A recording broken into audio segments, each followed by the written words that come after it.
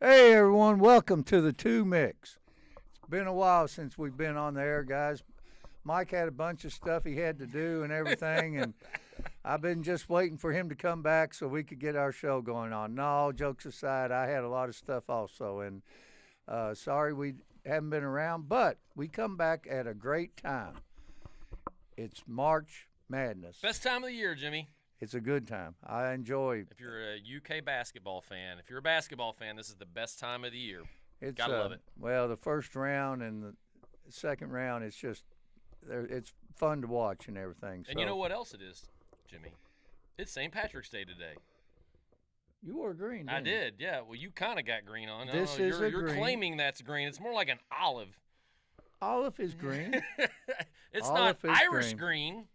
Irish eyes Hey, are at least I smiling. got your Cosmic Golf green koozie. So That's I right. got Hey, you by the covered. way, folks, Cosmic Golf is running where you can fill out a bracket for $20 and win a golf membership to Cosmic Golf. So get out there, get a hold of Potsy or somebody, and they'll give you a bracket and fill it out. It's good. That's a $2,000 for $20. That's a good deal. That's a heck of a deal if you All right. win. Mike, what do you want to talk about? Hey man, it's been a while since we've been together, Jimmy. I've missed you. Well, even though I've seen you. We just haven't done our show. I think Yeah. everybody else has missed us though. But yeah, last time we had our show was Super Bowl week, so Yeah. it has been a while. See, we go after big events, Mike. That's We do.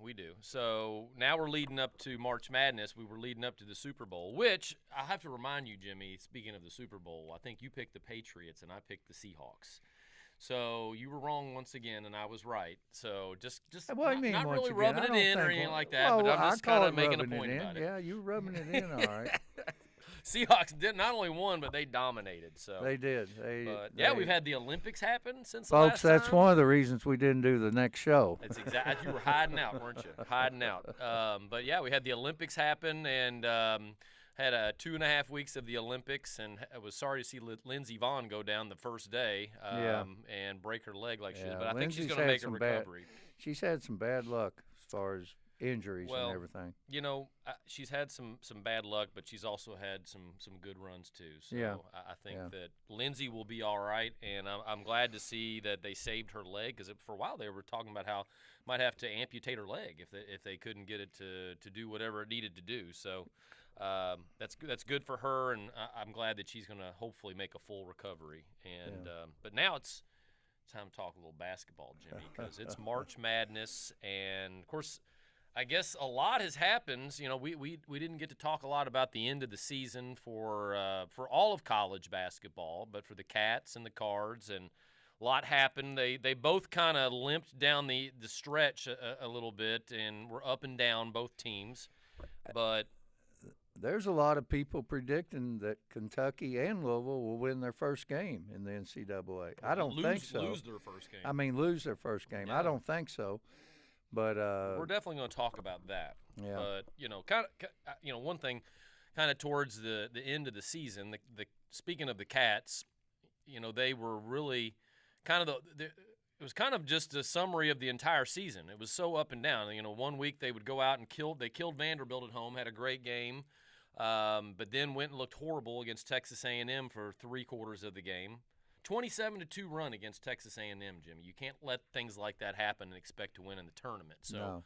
But they lost to Tournament or Florida any 3 game. times. But at the same time, every time we played Florida, we played them tougher than anybody until Vanderbilt laid the hammer on them in the semifinals of the SEC tournament. Florida was averaging, they were beating opponents by 17 points, and I think they beat us by 8, maybe all three I won games. some money on them too, Jimmy, twice. You did. Well, I bet the spread the first time they played them, and Kentucky beat the spread, so I won a little bit of money there. We were watching it up at the clubhouse, and the last time, this was actually a funny story. I haven't told you this, or maybe I did tell you this, but Do I have to hear it again? you will, because I Okay. want to tell it to everybody. So I was, of course, they played Thursday, and I was at work, and they played at 12:30 or whatever it was. So coworker of mine had mentioned at lunch, we were sitting there eating lunch, and he was talking about how a lot of people were saying that the Cats have a good chance of covering the spread and really beating the spread. So I decided, you know what, I'm going to get on. I'm going to put a few bucks on the Cats. So I bet them to beat the spread, which they did. Won a little bit of money on that. But when I got on as well, they always get you with those parlays. So they had a parlay for Kentucky had to win, OA had to score 20 points or more, Aberdeen had to score 15 or more, and Chandler had to score 10 or more. So, and it was $10, and if you won, it was 75. I wish now I would have put more on it. But the funny thing was Chandler got 10 points early in the second half. OA had 20 about halfway through the second half, but Aberdeen had 14 points going into the last minute of the game. And he got fouled with 12 seconds left, and I thought all he has to do is hit one or two of these free throws, and we would have sealed the game. He ended up hitting both of them. I won, so it was a nice little payoff there, Jimmy. I was happy with that. Well, good. That's a good thing. Had a little luck going my way, so hopefully the Cats can get some luck too, going down here in this NCAA They're going to need tournament. it. They're going to need it. So, but anyway, what'd you think about how the end of the season went? I think it ended up just it was anticlimactic to a certain point. I was surprised. Arkansas was one of the teams that got to bye all the way. They were one of the top four, and they ended up winning it. Vandy didn't surprise me any. It did surprise me how bad they beat Florida. Well, the thing about Vandy is they're one of those teams that if they're hot, they can blow. That was evident against us. I mean, the first time we played them, they just absolutely decimated us, and we couldn't do anything. They hit everything, and then the second time we beat them by 20. I'm glad that we won the first two games, and maybe I don't know if fatigue set in when we played Florida, but and that's a possibility. I think Florida's better than us this year. I will say this though: in that last game against Florida, we just didn't shoot very well from the outside. We had open looks. If we would have hit just a little bit better, I think we would have had a good chance of winning that game because, we had it down to single digits, like 5 points with a couple minutes left. And we did the same thing pretty much all three games where they kind of controlled the whole game. They just kill us on the offensive boards. They're so big and physical down low, and they don't shoot that great, but they get so many second chance points. And that's kind of what happened against Vandy was that they weren't hitting that day, and Vandy was. Yeah. And I don't know. I still think that Florida has a great chance to repeat. I don't, it's really hard to do that, but, we'll see. And Duke won the ACC. That didn't surprise me. St. John's winning the Big East did not surprise me. What'd you think about St. John's seed only getting a 5? That is ridiculous. They beat UConn, which UConn could have possibly got a number 1 seed, and they beat UConn twice this year. Blew them out in the Big East tourney. Yeah. And St. John's is ranked number 9, and they get a 5 seed.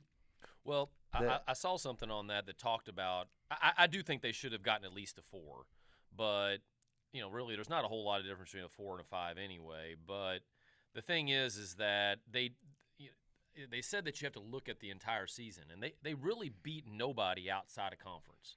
They had a pretty tough schedule. They beat UConn twice. Yeah, but that was in conference. But they lost to us. They lost to Auburn. They lost to Alabama. That was in November though. All those games. You got to count them all though, Jimmy. They've won 19 of 20 games, Mike. 19 to 20 down the stretch. I think what it'll come down to, though, is that obviously the committee did not think much of the Big East. So the Big East will have to prove that in the tournament that they were stronger, which I agree with you. I think St. John's deserved a 4.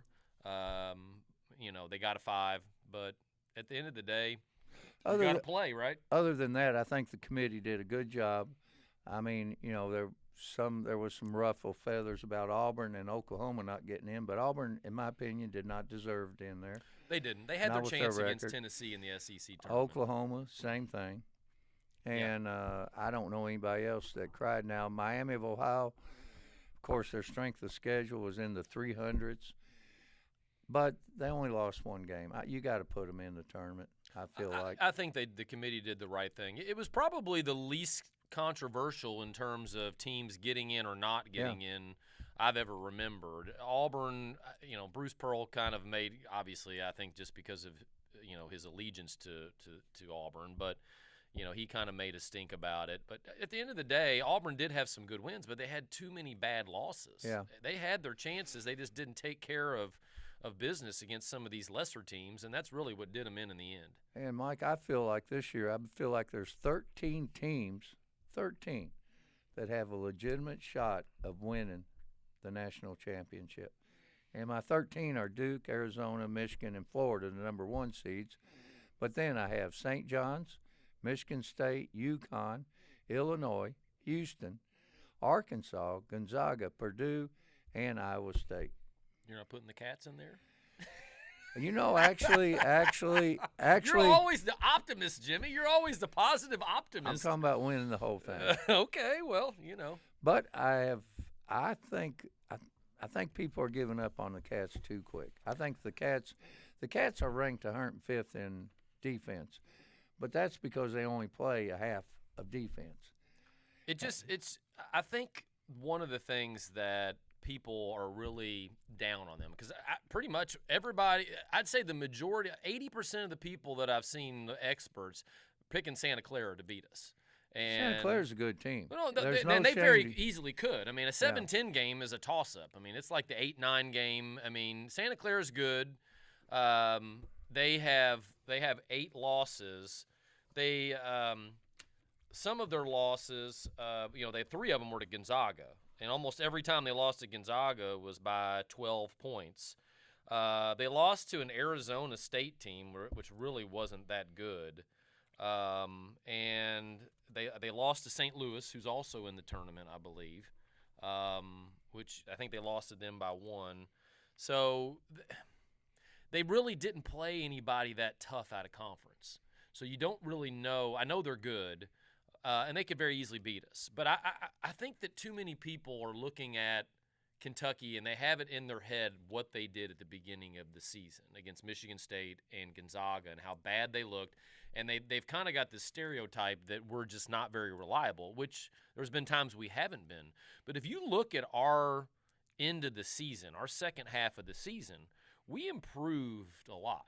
3 of our losses came to a Florida team that nobody touched, and we played them tougher than anybody. We had two wins against Tennessee, a blowout against Vanderbilt. We have a win over St. John's. Yep. So even though I think we had some losses that we shouldn't have had, we've had some really strong wins too. Kentucky can do it, and it's the same problems they had last year, Mike. They throw the ball away at inopportune moments. They gotta protect the ball more. Their defense, they only play a half of defense, it seems like. They played great defense against Florida in the SEC tournament. They played that was the best defense they played all year. They tied it at 20, and then all of a sudden Florida goes on a run. And one of the reasons Florida went on the run, that's when them guys start playing one-on-one basketball instead of playing team basketball. I think with Florida, the thing that's killed us more than anything is just second chance points, and it was just pure talent. There you go, rebounding. Well, but they're just so much better down low than us. That's the problem, and I think here's where the loss of Quaintance, I think, really, really hurt us. You have a guy like Quaintance, who was going to be our best low post person, our best rebounder. You negate a lot of that, and they just killed us all 3 games. And it wasn't a situation where we were in bad position or we weren't blocking out or things. It was just that they were just better and bigger, you know. And I don't know. It's I'm kind of like you, though. I think that a lot of people are just not giving us, which I kind of like that. I like being the underdog. I like people not talking about us, putting us saying, hey, put that pressure on Santa Clara. Because usually it's us that's the big favorite, and everybody's picking us to win. So let's put it this way. I don't think Santa Clara will beat us, but it would not surprise me if Santa Clara beat us, because if you look at both teams, you compare them, they're pretty close. Kentucky and Santa Clara. We have almost the same assists, same points per game. Santa Clara scores 83. We score 80 points some. Block shots, we have 4 point something. Santa Clara has 3 point something. Assists, Santa Clara has 16.8. We have 16. And team, I think defense, Santa Clara is a little bit better than us. We let them average 3 more points than Santa Clara. But if you look at all over, Yeah. their statistics are close to one Well, another. the big one that everybody's got everybody worried is their top 25% in offensive efficiency. And they're one of the top 3-point shooting teams in the country, and they take a ton of threes, Yeah. and we have not been that great defending the three this year. We're So- 105 in team defense. Kentucky is. We're 64, 69 in offense. Santa Clara's above us in offense. I don't know where Santa Clara is on defense, though. They're just average defensively. It's Herb Sindig. He's got the old offensive mindset of the Pitino teams that win by the three and die by the three. And so if we can take away their threes, and I think we'll be okay. But let me give you some facts, though, about Santa Clara, Jimmy, that give you some more hope about this. You ready for this? I got some good stuff for you. Well, get it out there. All right. First off, Santa Clara, did you realize it is a Catholic Jesuit university, private university? It's located in the San Jose, San Francisco area. And it is the oldest higher learning institution in California. It was founded in 1851. 15 years or 14 years before University of Kentucky was founded, which was founded in 1865. So the other thing about them, they've actually made a Final Four. Did you know that? No, I did not know that. This was actually a little bit before your time, which is pretty amazing, Jimmy. So in the 50s, Santa Clara was really good. And Rupp's heyday, back when Rupp was winning his 4 national championships in the late 40s and 50s, Santa Clara was really good. In fact, from 1952 to 54, they were in the Elite Eight 3 years in a row, and in 1952 they went to the Final Four, and they lost to Kansas, that was Kansas's first national championship. Which the next national championship that they won was in 1988 when Danny Manning made the surprise upset run that nobody predicted them to win. Who was the coach? So Larry Brown was their coach. There you go. Yeah. Good You job. can't stump me, Jimmy. You can't Well, I was stump me. about ready to say Dale Brown, but I'm glad you said Larry. I would have said Dale. Here's where it gets a little bit kind of some weird coincidences going on here, okay? First off, who is the most famous player from Santa Clara? Do you remember? No. You don't remember? No. Okay. Do you remember do you know the last time that Santa Clara made the NCAA tournament? No. 1996, Jimmy. Okay. And what's the meaning of that year? That's Kentucky won Cats national won the whole championship. thing. The last year they won it. Santa Clara actually won. They were in the tournament 1993, 1995, and 1996. Their star player was Steve Nash. And yes, who he's ultimately a good was player. a 2-time NBA MVP, one of the best point guards to ever play. Yes, he is. So here's another connection to this, okay? In 1993, he would have been a freshman or sophomore on that team. And they upset Arizona, who was the 2 seed, and Santa Clara was the 15 seed. They were only the second 15 seed to ever beat a 2 seed. Do you know who the star player of Arizona was on that 93 team that has Kentucky ties? It's going to go way back for you here, Jimmy. I can't think. I don't know, Mike. So their star player was Chris Mills. Do you remember Chris Mills? I remember Chris Mills. Chris Mills was the big-time recruit that went to UK his freshman year. Yeah. And then we went on probation, and he transferred. He left, and then his senior year in 1993, he was upset. Serves him right for leaving the Cats. So a little bit of ties there to the upset of 93. Now, here's the other thing. We're playing in St. Louis, Jimmy. We've got a good track record in St. Louis. First off, 2018, I was there. The last time the Kentucky won the SEC tournament was in 2018 in St. Louis. Secondly, 1978, the Cats won the national championship in St. Louis in 1978. Okay. Here's the big one, though, Jimmy. 2014, when they made that surprise run, when they were the 8th seed, they started their run in St. Louis and upset Wichita State in the second round in St. Louis and went all the way to the championship game where they should have won and lost to UConn, who is the highest seed. That was the two highest seeds to ever meet in the championship game, and UConn is still the highest seed to ever win the thing. I think they were a 9 seed or something like that. We were an 8 seed. So there's a lot of things there that, makes you think, So you never know, Jimmy. You just never know. Folks, welcome to the Santa Clara Show. That's all the time we have today. We'll see you next week. So good job, Mike. Hey, who knows what can happen, Jimmy? All I know is we've got some favorable history on our side. Yeah. With some weird coincidences on St. Patrick's Day. Might just be the tournament for the Cats. Who knows? Who knows? Just never know. That's why they play the games, right? Right. So. Yeah, good. Very interesting, Mike. Okay, so heck, I don't even know what to talk about now. That was you studied on that. I did because I do my homework, Jimmy.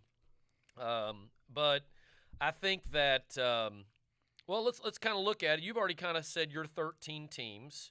I said there's 13 teams that I think can legitimately win it. And okay, well let's start with this. We're talking about the Cats. How far do you see them going?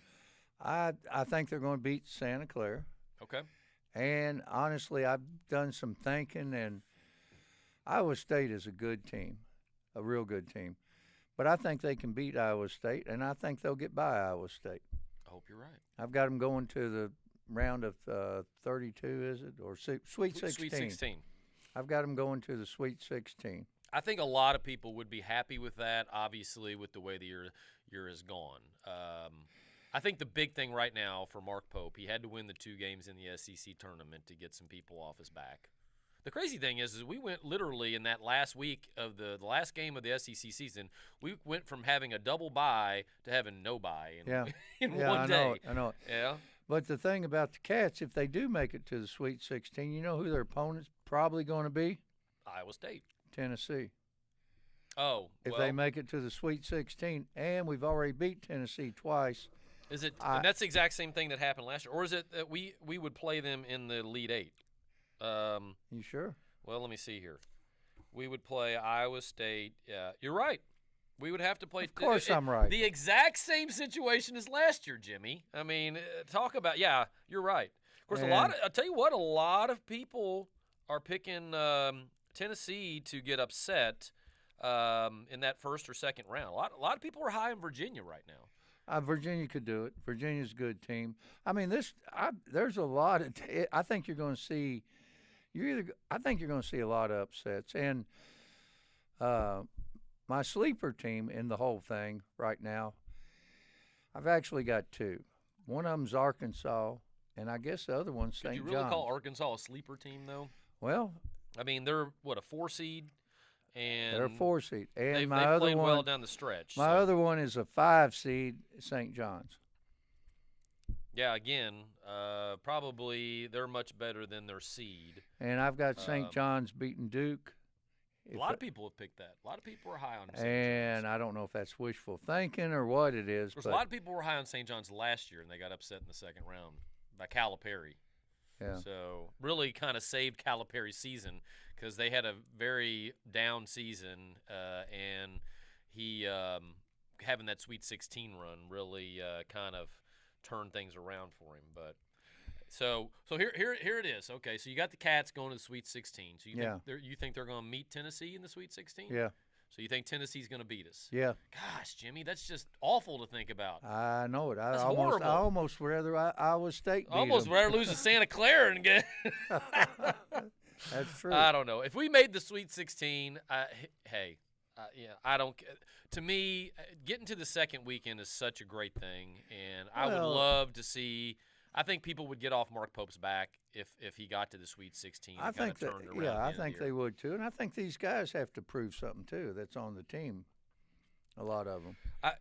I'm not probably as positive thinking as you. I think that Kentucky will beat Santa Clara, but I think they're going to have a real tough time beating Iowa State. I hope I'm wrong. But I would love to see them make the Sweet 16 and make a run. But I think on a given day they obviously can beat anybody. They've proven that this year, but they can also lose to of course, they're not going to play any bad teams.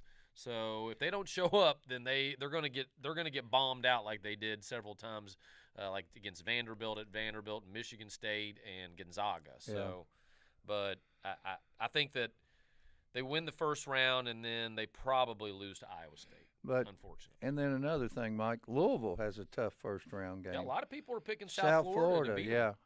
South Florida's good. I think Louisville's going to win that game.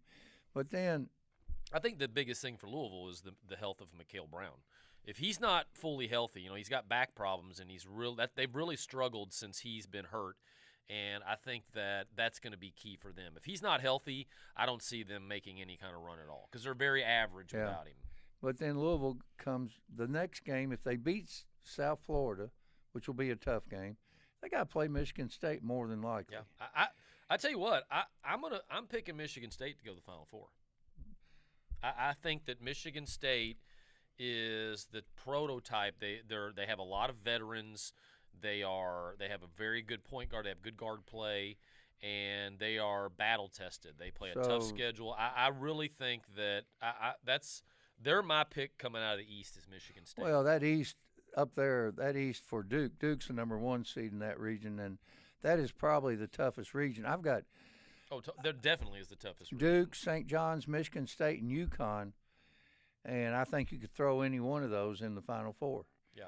I've got St. John's going to the Final Four, so I got St. John's beating your Michigan State. Well, we'll see what happens. Yeah, we'll see what happens. And I think you still have the soft spot for Ricky P. I think Rick P's one of the greatest coaches he totally ever. Is. He totally is. I'm just giving you some. And you got to give the Duke coach, following a legend like Krzyzewski. Yeah. You got to give him credit, though. I think Duke's biggest problem right now, though, is they're dealing with some injuries, and if they're dealing with those injuries, which of course the other big news today. Did you see the big news about Alabama's star point guard got arrested, so he's out for the tournament? So see, we haven't even talked about Alabama, and to be honest about it, I probably would have, but that kid, for whatever reason, he averages almost 17 points, 16.8 points a game. And now he's not going to be able to play. And well, my thing is that with the money these guys are making now, why in the heck would you be selling drugs? Well, I mean, he's probably making a couple $1 million a year to play college basketball. Well, I don't know if it is medicinal or whatever. Nobody has proven that. It could be medicinal. Well, regardless of whatever it is, the fact that he's making that kind of money and, who knows? I don't know. Innocent until proven guilty, but he's not going to play the NCAA tournament. Who's your Final Four? Well, I've already said Michigan State. I've been high on Florida all year. I've said that I thought Florida was going to repeat, and I'll stick with that out of the South. So coming out of the West, I think that Arizona is going to be is the solid team in the West. I think really they've probably got one of the easiest routes in the tournament, to be honest with you. But you're right. Arkansas is kind of the one team that could give them problems. And, Purdue, every year, man, they're supposed to do something. That one year they made the championship, and they never seem to live up to their hype. Yeah. But they are playing well at the end of the year. But I'll take Arizona coming out of the West. And in the Midwest, I hate to say it because it means that the Cats would lose in the second round. I hope I'm wrong, but I think Iowa State will come out of the Midwest. That's my Final Four. Okay. And not bad. I mean, I don't think anybody can argue with you on that. Yeah. My Final Four is St. John's out of the East. I'm like you. I like Florida. Florida out of the South. I'm going Arkansas out of the West, and I'm going Michigan. Arkansas, huh? I'm going. You're picking Cal? I'm going Michigan out of the man. Midwest. In my opinion, the Midwest is the easiest bracket to come out of. I think Arizona's going to have to play Arkansas. Well, you could they're going make to a case they're on going the to beat Midwest Arkansas because of Alabama losing their star point guard too. Well, yeah, that's part of it. And then they're going to have to play Gonzaga or Purdue. And I think, but I've got Arkansas, St. John's, Florida, and Michigan. Well, I do think, as we've kind of talked With about a little bit ago. Kentucky right behind there sneaking in, maybe. I hope we're both wrong, Jimmy. I hope that the Yeah. Cats pull off the 2014 run again. Out of this is the first time they've ever been a 7 seed, which is pretty amazing considering all the times they've been in the tournament, and they've never been a 7 seed. Yeah. So maybe And we're lucky sevens. And It's I a slot think, machine, Jimmy. 777. yeah, I think Florida's going to repeat champ. That's who I'm picking too. I think Florida will meet. I'm going to pick Florida and Arizona in the championship game, and I think Florida will repeat. And And, but all right. I think there's plenty of teams though that could definitely win it. So here's another question: who's going to win the women's NCAA tournament? You've got UConn. UConn's undefeated right now, aren't Yeah. they? And you got UConn, you got two southeastern schools, Texas and South Carolina, and then you got UCLA. I think all four of them could probably make it to the Final Four. Oh, there's no doubt. And But I'm like you. you got anytime UConn I'm going is with undefeated. I'm going with UConn. I think Yeah. UConn pulls the sweep and has an undefeated I think season. so too. I think UConn is going to win the women's, and I'm obviously not as versed on the women's game as I am the men's, but I do think that UConn will definitely win. And then not only that, Mike, you know what else we got going on this week? We got the high school Sweet 16, Jimmy. I'm going to let you talk about that. Well, we'll just we spent a lot of time talking about the college basketball. We'll just spend a little bit of time. Of course, the two local teams in our region that made it to the Sweet 16 are Grayson County, which My alma your mater. alma mater, Jimmy. Your alma Go mater. Grayson. They First play time in, what, 20 years? 22. 22 years that they made the – they're 22 good. They are They're good. legit. They're real They're good. legit. And then Taylor County was the team that made it out of the 5th region, which is the region that I'm very familiar with, obviously. And they play each other. And they play each other first round. game. Yeah, but imagine that. Well, speaking of that's something that has come up quite a bit because the KHSAA determines pre-season what district is going to play another district in. They have the bracket already determined. So they don't seed the Sweet 16 at all. There's a lot of talk about that, especially this year because the number 1 and 2 teams in the state, St. X and Covington Catholic, play each other in the first round in the first game of the Sweet 16 tomorrow at 11 o'clock. So the two best teams probably in the state who really could have easily played in the championship game against each other are going to play in the first round. So a lot of people are saying that they should not determine who's going to play each other, what districts are going to play each other, and they should seed. They do that kind of in football in the playoffs now with the RPI, and they base the kind of some matchups based on RPI. So a lot of people are saying that they should do that in basketball now too. So What's your feeling on it? I think that the thing is that it's probably what they do need to do, but at the same time, there's such tradition in the Sweet 16, and that's kind of where some of these teams that had really no business winning it gave them a chance to win it. So, and I can see both sides. Yeah, because I remember when Edmonson County, under the coaching of Bo Davenport, won the state title, and Edmonson County to this day, folks, still does not have a red light in the whole county. They got a caution light, but no red light. I'm bringing up Santa Clara facts, and you're a wealth of knowledge on Edmonson County. And they won the championship by Bo having it throw into the Big Mountain. Rich was his name. Big Mountain Rich. Yep. And it was a little school. I mean, the county doesn't have a red light, folks, so you know how small it is. But they won the championship. That's sort of like the movie Hoosiers. So I agree with the tradition and everything. But I understand because you would like to see the best two teams make it there. But we get to see the game anyway. True. But I think it's just – of course, if you're the two teams, the number 1, 2 teams got to play each other, you're saying it's unfair, but the other teams are not. But, and, Mike, it doesn't matter because Grayson County's going to win it all anyway. Well, I don't know if they're going to win it all, but I think that they definitely got a chance to make a run. They're good. They're legit. They Yeah. beat Daviess County twice, who was at one time, I think, in the top 3 in the state. And they beat them twice in 2 close games, and they beat them in the region tournament. So, yeah. Hey, when you get to the Sweet 16, anything can happen. It's the same thing as like the NCAA tournament. So. And, Mike, this is something I didn't know, and you've got it on my list.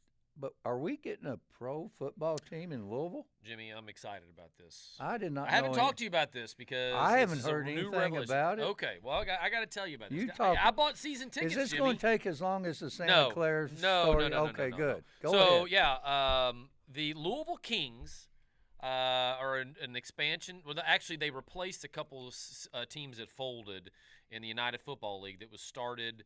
It was either last year or the year before. The Rock was one of the founding members of this. He was one of the main members. And yep. so anyway, a couple teams folded, and Louisville has a team. They have a pro football team now. Chris Redmond is the coach, Louisville's old quarterback that played in the pros Chris. for about Yes. 10 years. Yes. They have 2 Kentucky greats playing for them, Jimmy. Who's that? Benny Snell and Lynn Bowden Jr. Benny Snell, who played for the Pittsburgh Steelers. Yes, and Lynn Bowden Jr., who played for the Raiders and the Dolphins. Yep. Both, I think, just were in the pros up until last year. All right. And so anyway, I'm really excited. They're going to play at the Lynn Family Stadium, which is where the pro Louisville soccer team plays. So it holds about 15,000. I haven't gone to anything there because I'm just not a big soccer fan. We've talked about that on here. Nothing against soccer, but it's just not my sport. So I haven't been to that. I've driven by that stadium a million times, and it looks like a beautiful stadium. But it's going to be a great atmosphere because it only holds 15,000 people, and they have a couple Louisville players. I can't remember who they are, but they got a lot of legit players. They got a couple players from Georgia, Texas, LSU, Notre Dame. So these are guys that really were recently in the pros, or right on the fringe of being in the pros. When does it start? Their first game is March the 27th. It's a Friday night. They open up against the Birmingham Stallions. All right. They have a 10. You gonna be there? I'm gonna be there, Jimmy. I got season tickets. Okay. Here's the thing about it. They play a 10-game schedule. They have 5 home games. They play. Do you got to pee, Jimmy? Yeah, oh my God! It's not the end of the show, though, folks. Jimmy's just got to pee because he had a few drinks before the show. So I'll tell y'all a little bit about the new football league while Jimmy's peeing. So they play a 10-game schedule. They play 5 home games. And their first home game is March the 27th at 8 o'clock at night. It's a night game on a Friday. So this league has done pretty well, and they play all the way until to the end of May. Of course, they could have a couple extra home games if they have playoffs, depending on how well they do. But if you're looking for something to do once basketball is over, the Louisville Kings, man, I bought a season ticket. For all 5 home games. It was $120 for a seat. And to get a seat. So basically $24 a game is basically what it is. So I'm excited. Pro football in Louisville, we've never, it's been, I guess, the Kentucky Colonels. The ABA team was the last pro team that we had in Louisville. Now, granted, it's not the NFL, but it still is a pro team. And I think everybody should get out in sports, especially when you got some ex-Louisville and Kentucky players and Louisville coach Chris Redmond, as the leading off the team. So definitely get out and support the Louisville Kings, Jimmy. I might even take you to a game, Jimmy. I wouldn't mind. Take you up there to a game. I wouldn't mind going. Hey, folks, sorry about that, but I knew Mike would continue talking, so I wasn't worried about the show. But yeah, Louisville Kings, Jimmy. Pro football team kicking off March 27th against the Birmingham Stallions. And Mike, that reminds me of when the Kentucky Colonels. Well, I mentioned that when you were peeing. I said that the last time that the Louisville had a pro team, and we supported the Kentucky Colonels. Yeah, and we actually won a national title within the ABA when we had an ABA championship. Yeah, Dan Issel and Artis Gilmore and Louis Dampier. The sad part about that is that when the ABA folded, the NBA gave the Colonels the opportunity to come into the NBA. John Y. Brown turned it down, and The Pacers were one of the teams that were in the ABA. I think the Jazz and the Pacers. San Antonio Spurs The was one of them. Spurs, and then there's maybe The one more. Pacers were one of them. And the There was four. and the Nuggets. The Denver Nuggets. And I think that the Colonels were going to be one of the. New Jersey Nets was the other. Was that one? I think the I don't know what team took their place, but obviously the Colonels were the best team in the last year that they the ABA. They were one of the best teams and could have gone right into the NBA, and that's a huge mistake. Yes, the was. way if there's But a one that pro team would be worth now. Oh, and if there's one pro team that's going to make it in the state of Kentucky, in Louisville, it's going to be a basketball team. Yeah. So, and folks, if some of the greats, Artis Gilmore, who played for San Antonio, and then also this guy you might remember, Dr. J was from the ABA. Yes, he was. Played for the Virginia Squires, and then he went to the New Jersey Nets. Mm-hmm. Yeah. That dude could get up. Oh, I got to see him play in person. Did you? At Freedom Hall, folks. Wow. That's how old you are, Jimmy. Man. Well, yeah. Hey, I remember when you had to get the ladder out and get the basketball out of the peach basket. Oh my God, Jimmy! Don't age yourself that bad. Well, you did grow up in Grayson County too, so. Yeah, Grayson County's a good place to grow up in. Well. I'm excited about this time of year, Jimmy. It's good to get back here and do the show again. I've missed doing the show with you, and I hope that when we come back next week, we're going to come back next week. We're having a show. Yes. We're going to have a first two-round show, first weekend show, and I hope we're talking about who the Cats are going to be playing in the Sweet 16. I folks, don't give up on the Cats or Louisville. Both those teams are capable of beating South Florida and Michigan State, and Santa Clara, which we now know the history of Santa Clara, and Iowa State. Don't give up on them. They can make it. Yep, definitely can. We'll see. That's why it's March Madness, Jimmy. Yep. Anybody can win on a given day. You don't have to be the greatest team of all time. You just have to be better than the team you're playing on a particular night. So, Anyway. That brings us towards the end here, Jimmy. Do you have a gripe this week? I've got a little gripe, and it's something that. Well, I don't know. It's actually probably a big gripe, but the NCAA has to do something about the meal that these players are getting paid. Indiana, Auburn, both of them played over $20 million in Neal money for their basketball team alone, and they didn't make it to the NCAA. There was $932 million paid in Neal money in the NCAA last year. Just in basketball. Just in basketball. Folks, this money could go and be spent someplace else. I'm all for a college athlete coming in and making money off his name, off his image, off his likeness, off of advertisements, whatever.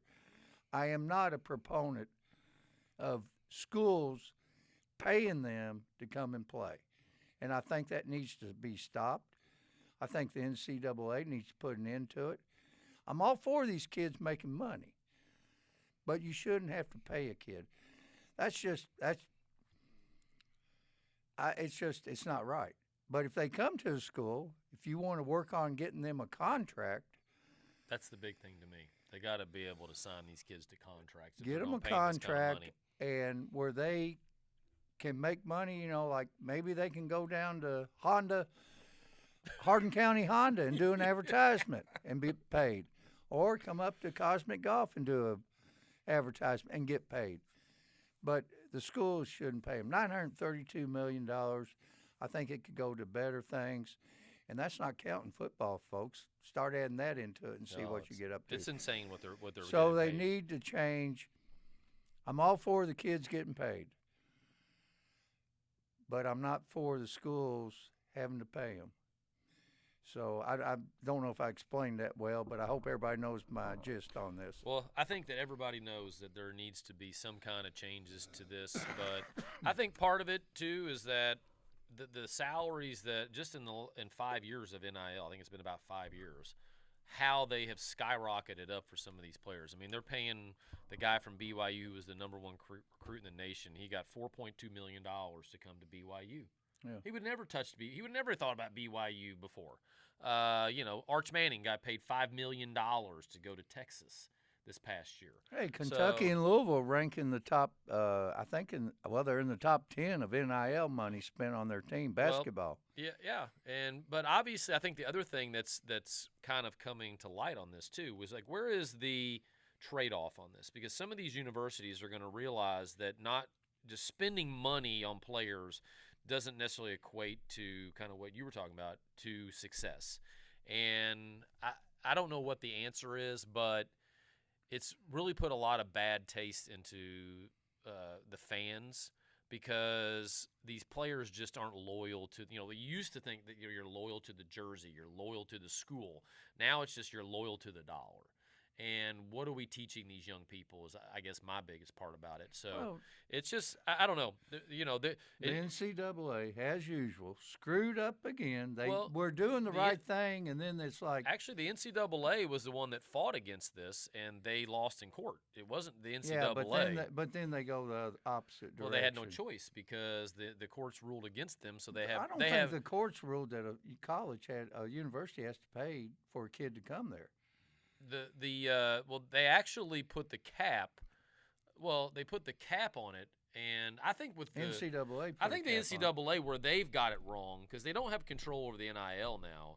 Where they got it wrong is just opening up the transfer portal, because you made it to where it was twice as bad. Because it's one thing to where a kid gets paid, but they can just freely go and shop themselves around is the problem. There's no restrictions to the players leaving a school and trying to find higher amounts of money. There needs to be some accountability. If they're going to make this kind of money, the universities need to have some control over what they're getting, and not just having to re-recruit their team at the end of every year.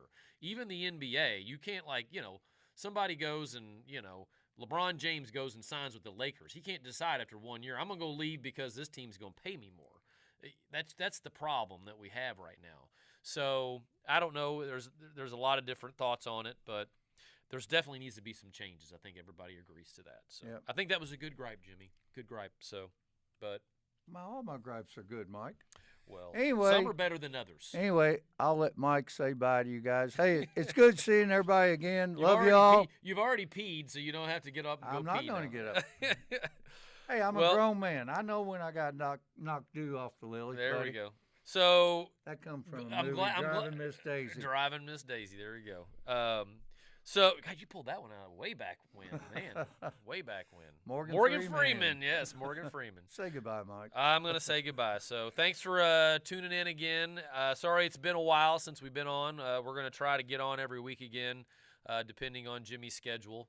But it's been fun. We look forward to March Madness. Hopefully, we'll be talking about the Cats next week, not about their loss, about who they're going to be playing. And so, Louisville. Yes, and Louisville. It's a fun time of year, Jimmy. I'm looking forward to hanging out, watching some games with you, and enjoying the spring tournament, because not only is it March Madness in terms of the tournament, but my favorite time, it starts getting warm again, and that's summertime. Yeah. It's coming up. So anyway, thanks for tuning in. This has been the Two Micks. Peace out.